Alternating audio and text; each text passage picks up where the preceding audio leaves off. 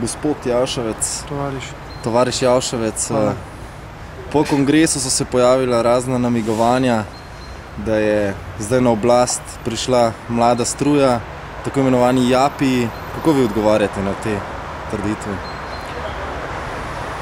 Si bom vzel toliko energije po odgovoru. To je popoln nesmisel.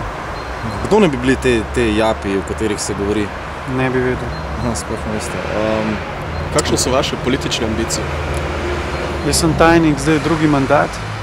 V stranko sem, kot sem že povedal, vstopil z 19 leti, oziroma z 14 leti, pred 19 leti. Želel sem opraviti funkcijo tajnika, ker sem čutil, da lahko na tem položaju nekaj naredim. Mislim, da rezultat je del tega pokazal tudi. V tem trenutku absolutno želim ta drugi mandat 4-letni zaključiti in potem bom pa razmišljal naprej. Nekateri pravijo, da te mlada generacija socialnih demokratov, da niso to več tisti socialni demokrati, ki so nekoč bili. Dosti je teh očitkov. Kako ti to odgovarjaš na te očitke? Zelo enostavno. Po mojem že na izgled, če me pogledate, vidite, da nisem Japi. Obleko, ki po mojem je nek simbol tega japizma, da nisem jaz izrekel kakšnega bušizma, zelo nerad nosim in tako naprej. Tako da jaz se ekipo, ki sem jo spoznal v teh 19 letih, izredno cenim. Vem, da se vsebinsko ni spremenila pri nobenemu nič, smo taki, kot smo bili. Je pa res, da smo se tam pred 4 leti, ko smo prvič aktivneje posegali v strankino populacijo, pa v samo vodstvo stranke, da smo se pa nekaj odločili. To pa je drži. Odločili smo se pa, da želimo zmagati. Da ni zadosti to, ker smo pač prej ohranjali 9%. V tem stremljenju seveda smo se super povezali z stremljenjem predsednika, okoliščine so nam bile naklonjene in seveda smo tudi naredili, mislim, da za državo dobro, da smo pred 6 meseci pa neki dnevi zmagali. Dajmo nekaj razčistiti. Kdo je napisal zdaj ta zmagovalni program? Zdaj si ga vsi nekako lestijo, vsi so bili zraven. Kdo je bil zdaj res zraven? Zdaj vemo, da ga ni sam Lukšič napisal. Kdo ga je napisal? Več programov je, ne? Ampak ta zmagovalni program... Dejansko 2 programa zadnja, ki sta se vrtela. En je bil seveda 2006, ki je bil na Slovenjegraškem kongresu sprejet, to je bila Slovenija v vrhu. Ta program je bil opisan seveda z močno vlogo Igorja Lukšiča. Tako kot drži, mislim, da na enem izmed spletnih omrežij piše, so sodelovali tako Nina Huremovič, ki je bila zvoljena za članico predsedstva, tako Sebastijan Jeretič, tako Dejan Levanič, tako Patrik Vlačič, tako Žiga Čebulj, se pravičujem, unim, ki sem jih zdaj pozabil, mislim, da je Jernej Pikalo, se pravi močna ekipa, ki je ta program pisala. Drug program, se pravi alternativni vladni program, ki pa je bil temelj za nastop na volitvah, je pa pisala močna ekipa in tu pa absolutno moram izpostaviti Toneta Ropa. Tone Rop je bil eden močnejših kreatorjev tega programa in pa seveda Damjano Karlo, ki je bila zdaj na kongresu izvoljena za podpredsednico konference, ki je vsebinsko dajala ton in pa moderirala ta proces nastajanja programa. Igor je tudi tu sodeloval, se pravi, to programa oba, ki sta temelj za zmago na teh državnozborskih volitvah, je ekipno delo. Glede na to, da smo danes imeli kolegi, na katerem je bil tudi Igor, smo se ful nasmejali, smo se ful v redu pogovorili in stvari so absolutno normalne in super. Ni nobenih zamir med vami? Ne, jaz sem v politiki 19 let, če bi zdaj po teh 19 letih po svojih čustvenih reakcijah reagiral in tako naprej, bi odreagiral verjetno drugače.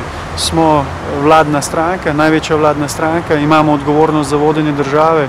V teh 19 letih, vsaj jaz osebno, smo toliko dozoreli, da absolutno čustva tu nimajo nobene vloge in bomo odigrali pomembno vlogo, ki jo pač zdaj igramo odlično. Večina obtožb tovariša Aljuša leti ravno na vas. Recimo, ena od njih je, da ste kot administrativni funkcionar pozivali na kongresu člane, kako naj volijo.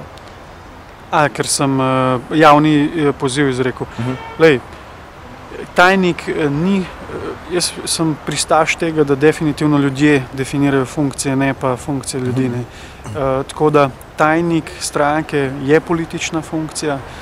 Jaz jo v tem političnem smislu seveda toliko ne uporabljam, kot mogoče se to v katerih drugih strankah dogaja, pa vidite, da so tajniki zdaj, se pravi, funkcija tajnika popolnoma spremenjena, kot je bila, ne vem, v začetku 90-ih let, tako da se mi to ne zdi. To je bil moj apel pač delegatom. Ne bi mi ga bilo treba verjetno izreči, sem ga in mi ni žal, da sem ga izrekel, ker vidim Patrika kot tisto osebo, ki je povezovalen, ki ga je tudi izkušnja kongresa seveda nekaj naučila in ki mislim, da bo dobro stvari vodil potem naprej. Tovariš Aljuš zadnje čase komunicira s svetom, predvsem preko Facebooka, pa me tole zanima, ene direktne obtožbe je navrgel, spet na vas letijo, in sicer, da sta s tovarišem Čebuljem, oziroma s tovarišem Jeretičem na prejšnjem kongresu imela že vse glasove preštete, edino tovariš Žiga Čebulj se še ni odločil, kako bo glasoval. Kako veste že pred kongresom, kdo bo kako glasoval? To je zajbancija, ki jo Aljuš dobro razume in tovariš Aljuš dobro razume in mislim, da je zajbancija bila takrat, zajbancija je, zajbancija bo ostala. Jaz imam mogoče malo specifičen način hecanja, to ljudje, ki so mi bliže, definitivno vejo. Tako da to je pa dejstvo, da pa seveda število delegatov predvideno za kongres 2005 sem pa jaz imel nekje v glavi zamišljen in se je potem zelo tudi točno realiziral. Zdaj, ali je to lobiranje, ali je s tem kaj narobe, ne bi rekel. Ne. Jaz mislim, da sistem ti pač to omogoča in sem na ta način potem tudi postal tajnik. Kot tesen sodelavec tovariša Boruta, verjetno veste približno, kaj se dogaja v njegovi glavi. Ali je res, da ruši tovariša Igorja z Ministrstva za šolstvo? To je znanstvena fantastika, ki je mogoče nastala v kakšnih glavah, ampak kot sem prej rekel, danes je potekal kolegij, sproščen, poln res tega tovarištva in te ideje, da bi Igor, da bi zdajle tovariš Borut rušil tovariša Igorja, so res znanstvena fantastika in Aljušu predlagam, da še enkrat prebere kakšno dobro znanstveno fantastiko in tam potem najde kakšne druge ideje in kakšne drug smisel. Torej se na Ministrstvu za šolstvo ne pripravlja teren za naskok tovarišice Alenke na mesto ministrice? Jaz mislim, da ne. Tako da temu je to. Hvala.